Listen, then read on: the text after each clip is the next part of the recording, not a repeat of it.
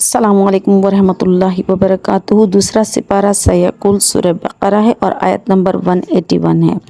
औज़ु बिल्लाहि मिनश्शैतानिर रजीम बिस्मिल्लाहिर्रहमानिर्रहीम फमन बद्दलहु बअदा मा समिअहु फइन्नमा इस्मुहु अलल्लज़ीना युबद्दिलूनहु।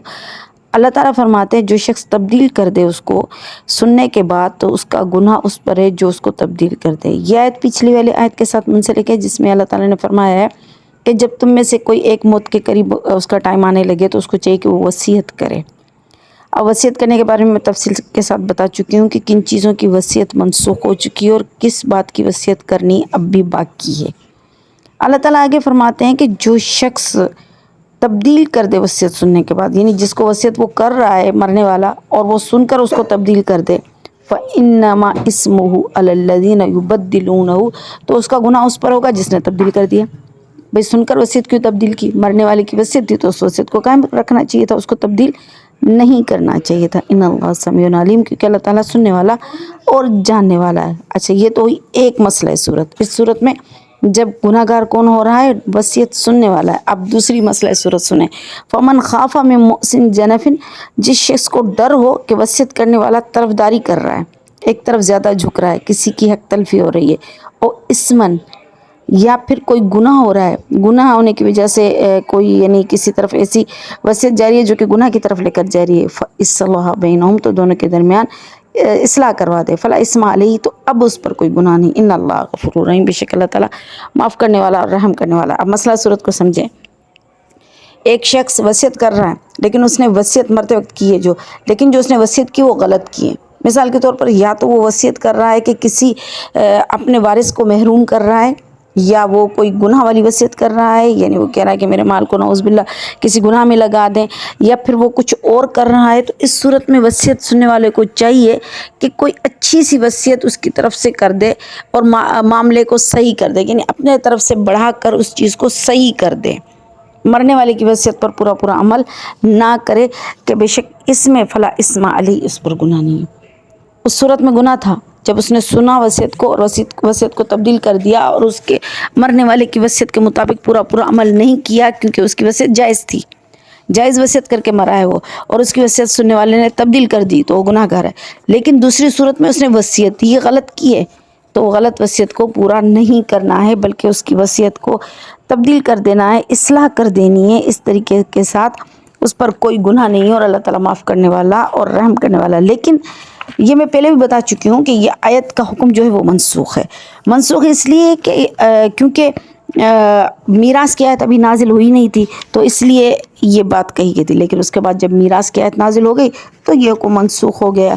अब ये हुक्म तिलावत तो हम कुरान पाक में करते हैं इस आयत की, लेकिन इस हुक्म को फिर हम मनसूख करते हैं उन वसीयतों के बारे में जो कि हम नबियों की सुनते हैं, हम हदीसों में सुनते हैं, हम अपने औलाद की भलाई जिसमें देखते हैं दुनिया में और आखिरत में, तो उन चीज़ों के बारे में वसीयत करते हैं। पीछे मैं बता कर आ चुकी, एक मरतबा फिर रिपीट कर देती हूँ कि अल्लाह के साथ शिरक ना करें और मुसलमान हुए बगैर ना मरें, यानी अल्लाह की फरमा बरदारी के मुताबिक ज़िंदगी गुजारे तो मरते वक्त भी अल्लाह ताला मुस्लिम करके ही मारेगा। और फिर आपस में सिले रहमी करें, इन चीज़ों की ज़रूर वसीयत की जाए। आगे अल्लाह ताला फरमाते शहर रमज़ानुल्लज़ी उन्ज़िला फ़ीहिल कुरान, रमज़ान का महीना जिसमें अल्लाह ने कुरान नाजिल किया, हुदल लिन्नास, हिदायत लोगों के लिए, वल बय्यिनाति मिनल हुदा, और वाज़ेह निशानियाँ हैं हिदायत की, वल फुरकाना, और फुरकान यानी कुरान पाक जो कि हक़ और बातिल के बीच में फ़र्क करने वाला है। अब अल्लाह ताला इस आयत में फरमाते हैं कि अल्लाह ताला ने कुरान पाक को रमज़ान में नाजिल किया।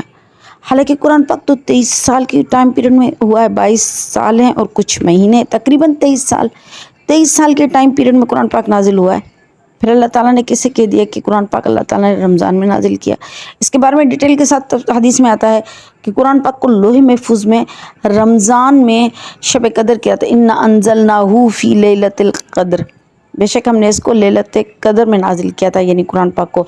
तो 27 रमज़ान की शब अल्लाह ताला ने जन्नत में लोहे महफूज को पूरा के पूरा कुरान पाक लोहे महफूज में नाजिल किया था, उतारा था। इसलिए अल्लाह ताला फरमाते हैं कि रमज़ान को हमने रमज़ान के महीने में हमने कुरान पाक को नाजिल किया। हाँ, दुनिया में नाजिल होना, नुज़ूल होना कुरान पाक का 23 साल के टाइम पीरियड में ہوا ہے وقفے وقفے کے ساتھ، کبھی ایسے بھی ہوا ہے کہ ایک دو آیتیں نازل ہوئی ہیں، کبھی ایسے بھی ہوا ہے کہ پوری پوری صورتیں نازل ہوئی ہیں، مختلف طریقے کے ساتھ. کبھی کوئی واقعہ ہو گیا جس کی وجہ سے قرآن پاک کی آیت نازل ہوتی ہے، کبھی کوئی سوال ہوتا ہے جس کے جواب میں قرآن پاک کی آیت نازل ہوتی ہے. تو اس طرح آیتیں اور صورتیں اس طرح آہستہ آہستہ کر کے 23 سال کی ٹائم پیریڈ میں جا کر پوری کمپلیٹ نازل ہوئی ہیں. لیکن لوح محفوظ میں جو قرآن پاک نازل ہوا ہے وہ شہر رمضان، رمضان کے مہینے میں، اور 27 رمضان کی شب میں اترا ہے، نازل ہوا ہے. اللہ تعالی ہمیں اس پر عمل کرنے کی توفیق عطا فرمائے. وآخر دعوانا الحمدللہ رب العالمین.